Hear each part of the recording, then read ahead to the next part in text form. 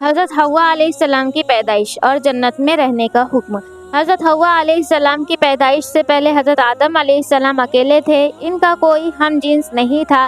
اللہ سبحانہ وتعالیٰ نے ان کی دل جوئی اور تسکین کے لیے انہی کے جسم میں سے بائیں کی طرف کی چھوٹی پسلی سے حضرت حوا علیہ السلام کو پیدا فرمایا اور ان کی بیوی بنا کر انہیں جنت میں رہنے کا حکم دیا۔ فرمان الہی ہے، سورہ اعراف کی آیت نمبر 189 ہے، وہی اللہ ہے جس نے تمہیں ایک جان حضرت آدم علیہ السلام سے پیدا کیا اور اسی سے اس کی بیوی پیدا کی تاکہ وہ اس سے سکون حاصل کرے۔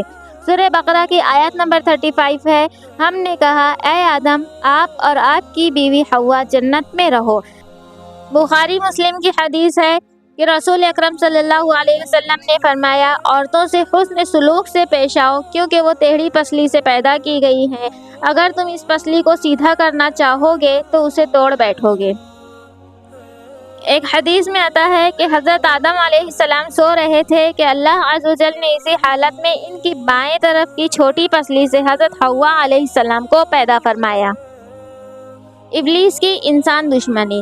جب اللہ سبحانہ وتعالیٰ نے حضرت آدم اور حوا علیہ السلام کو عزت و اکرام سے نوازتے ہوئے جنت میں رہنے کا حکم دیا تو شیطان کو انسان کی یہ عزت و تکریم برداشت نہ ہوئی، اس نے اسی وقت سے ہی انسانوں کو گمراہ کرنے کا منصوبہ بنا لیا۔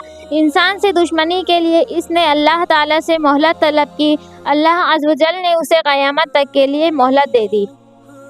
سورہ بنی اسرائیل آیت نمبر 62 ہے، ابلیس نے کہا کہ اے اللہ، اب جب کہ آپ نے اس شخص مطلب حضرت آدم علیہ السلام کو مجھ پر فضیلت دے ہی دی ہے تو مجھے قیامت کے دن تک مہلت دے دیجیے، میں اس کی اولاد میں سے چند لوگوں کے علاوہ سب کو ضرور اپنے قابو میں کر لوں گا۔ سورہ صاد آیت نمبر 79 سے 83 ہے، ابلیس نے کہا اے میرے رب، مجھے اس دن تک مہلت دے دیجیے جب لوگ دوبارہ اٹھائے جائیں گے۔ اللہ نے فرمایا تجھے مہلت دی جاتی ہے اس دن تک جس کا وقت معلوم یعنی مقرر ہے۔ ابلیس نے کہا آپ کی عزت کی قسم، میں ان سب لوگوں کو بہکا کر رہوں گا سوائے تیرے مخلص بندوں کے۔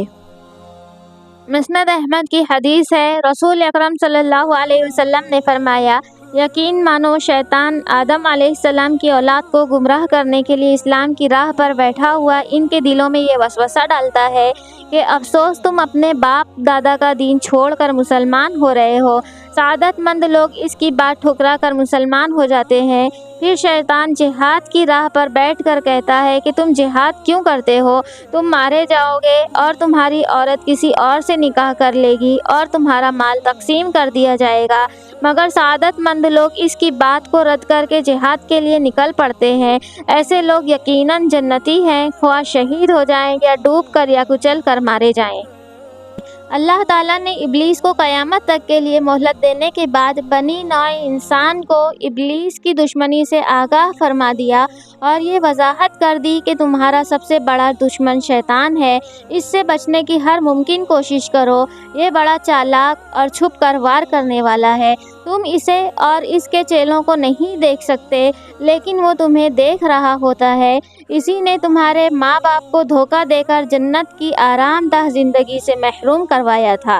سورہ بنی اسرائیل آیت نمبر 63 سے 65 میں اللہ تعالیٰ فرماتا ہے، اللہ نے فرمایا اے ابلیس جا، ان آدم علیہ السلام کی اولاد میں سے جو بھی تیری پیروی کریں گے تم سب کی سزا جہنم ہی ہے جو پورا بدلہ ہے، اور ان اولاد آدم میں سے تو جسے اپنی آواز خوشنما الفاظ سے گمراہ کر سکتا ہے کر لے، ان پر اپنے سوار اور پیادے بھی دوڑا اور ان کے مال اور اولاد میں بھی اپنا حصہ حاصل کر لے، ان سے جھوٹے وعدے بھی کر لے اور ان اولاد آدم سے شیطان کے سارے وعدے محض دھوکہ ہی ہے۔ اللہ نے فرمایا بے شک میرے مخلص بندوں پر تیرا کوئی زور نہیں چلے گا اور تمہارا رب ان مخلص بندوں کی دستگیری کرنے کے لیے کافی ہے۔ سورہ کہف آیت نمبر 50 ہے، اور یاد کرو جب ہم نے فرشتوں سے کہا کہ آدم علیہ السلام کو سجدہ کرو تو ابلیس کے علاوہ سب نے سجدہ کیا، وہ ابلیس جنات میں سے تھا۔ اس ابلیس نے اپنے پروردگار کے حکم کی نافرمانی کی تو اے انسانوں، کیا تم پھر بھی اسے اور اس کی اولاد کو میرے سوا دوست بناتے ہو حالانکہ وہ تمہارے دشمن ہے؟ آگاہ رہو ایسے ظالموں کے لیے بہت ہی برا بدلہ ہے۔ اس کے بعد انشاءاللہ اگلی ویڈیو میں جنت سے نکالے جانے کا بیان شروع ہوگا۔